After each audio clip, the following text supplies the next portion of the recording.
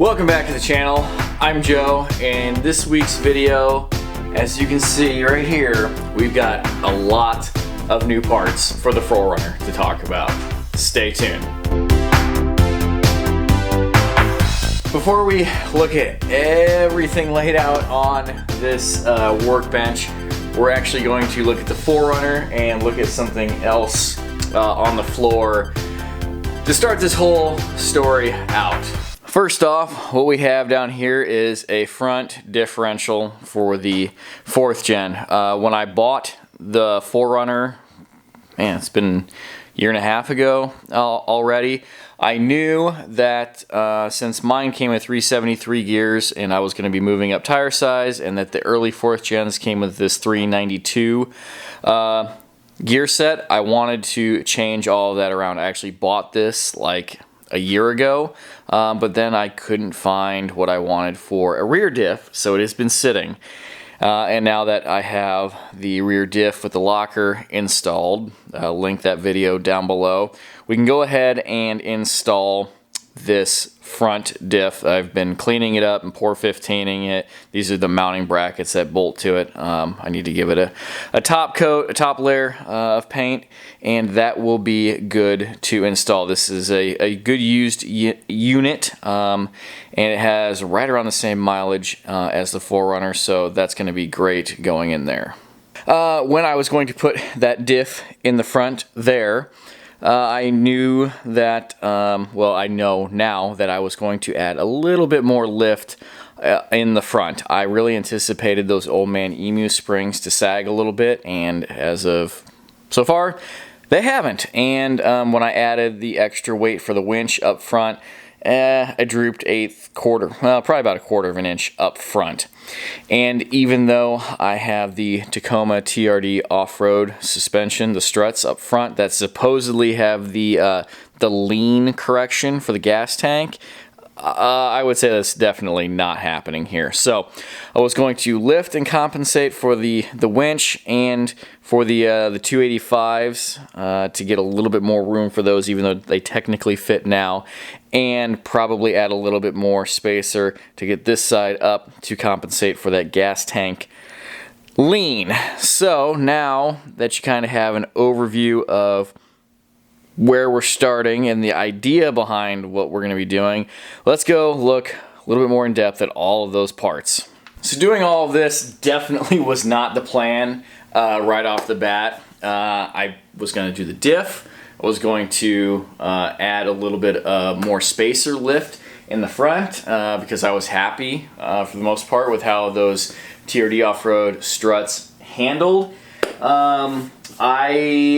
Let's see, was it last winter? Like, not this last winter, so like a year ago. I replaced the front hub assemblies because I noticed it was getting a little bit of noise and they were going bad. I assumed that they were probably the original ones. So went ahead and did those, and at the time I noticed that one of the axle shafts had been replaced relatively recently, before I got it, obviously, so that was cool. The other one had not. Still in good shape, still functioning properly, but I noticed there was getting a little bit of dry rot on the boots.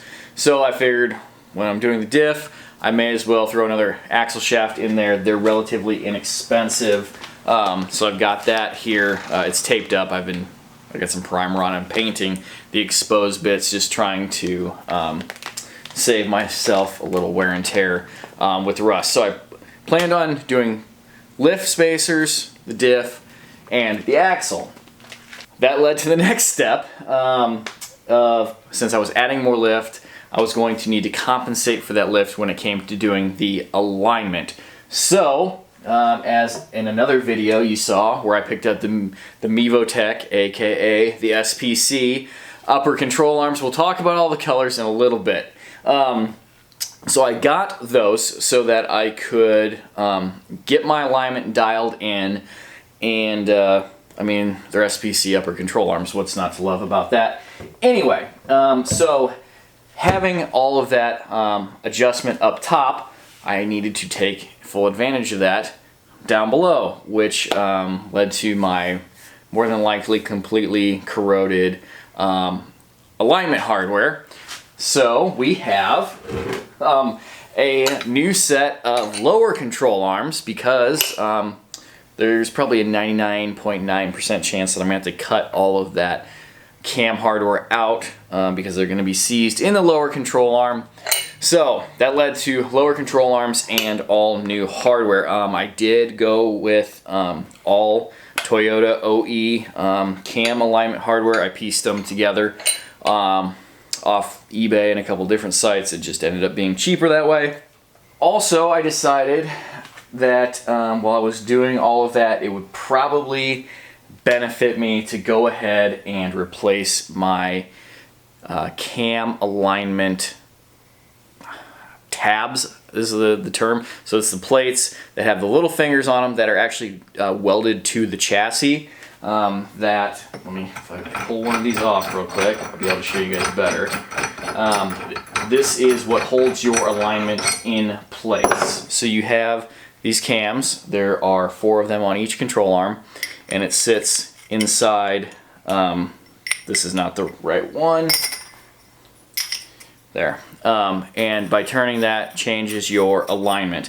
And on these 4, well, a lot of Toyotas of this era, especially in the Rust Belt where we are at in Iowa, these just aren't super stout, and they start to deteriorate, which leads to the alignment not holding into place. So my tie rod ends, inners and outers, do not appear to be terrible. They also appear to be 15-year-old, almost 200,000 mile originals. So bearing in mind doing all of this work, and then 5,000-10,000 miles from now, I have one go out. I have to replace it, get another alignment for what a set of inner and outer tie rods cost, and the fact that we're going to be so far torn into this, we're going to do those as well. Again, I have both inner and outers with the boots.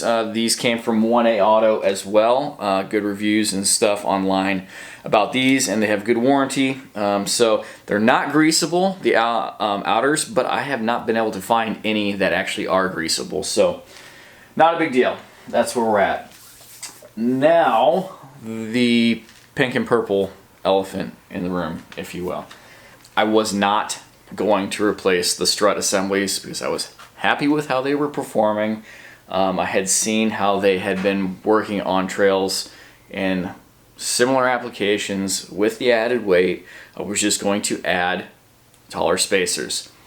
Until Joe, you all know Joe, Tacoma Joe, he had picked up a set of these 5100s with nothing else on them for a song and a dance last year, and didn't get them put on. And then he got a full set of, was it 6112s with iBox springs for a song and a dance, and he's going to go with those, obviously.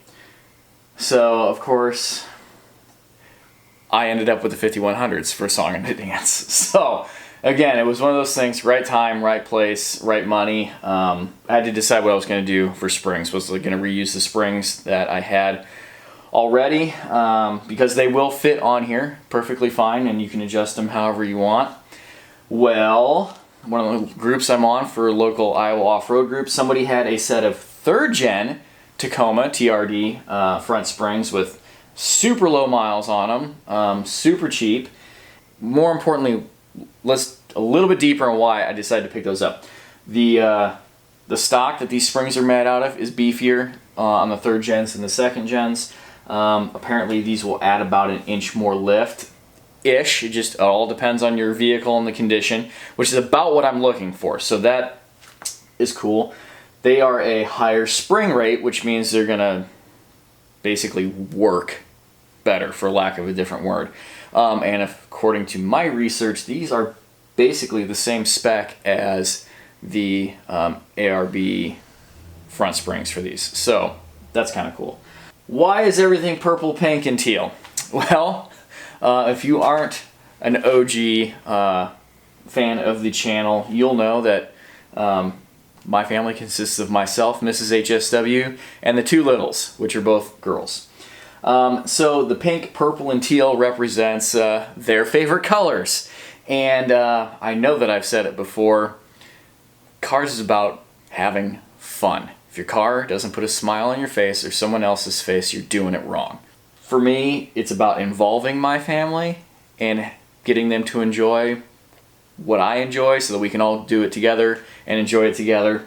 So why not paint my front suspension in all of their favorite colors so we can all get a big smile out of it every time we see the vehicle. And unless you have a major stick up your rear end, who's not going to walk up to my rig, see all this stuff, and just smile because it's fun? Why not? So that's where we're at there. I also picked up some new KYB top hats, painted those of course as well.